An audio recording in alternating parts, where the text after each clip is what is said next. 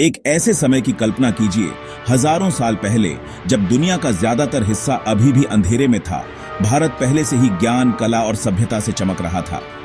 जिस जमीन को अब हम इंडिया कहते हैं, उसे कभी आर्यावर्त, भारतवर्ष और मशहूर तौर पर सोने की चिड़िया के नाम से जाना जाता था। हमारी यात्रा करीब 5000 साल पहले सिंधु घाटी सभ्यता से शुरू होती है। इसकी कल्पना कीजिए, अच्छी तरह से प्लान किए गए शहर, ईंटों के घर, प्रॉपर ड्रेनेज, सीधी सड़कें, यहां तक कि पब्लिक बाथ भी।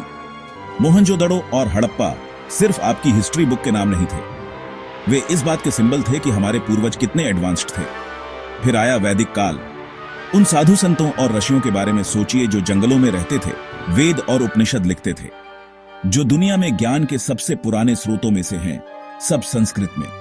जनक, याति और भरत जैसे राजाओं ने इस जमीन पर राज किया और उनकी कहानियों ने सदियों तक हमारी संस्कृति को आकार दिया।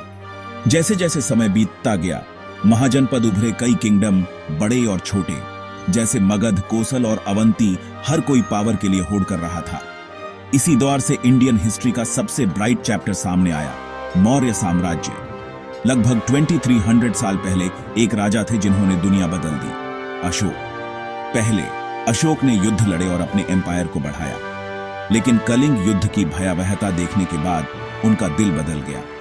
उन्होंने हिंसा छोड़ दी, बौद्ध धर्म अपना लिया और शांति और दया का मैसेज फैलाना शुरू कर दिया, सिर्फ इंडिया में ही नहीं बल्कि पूरे एशिया में।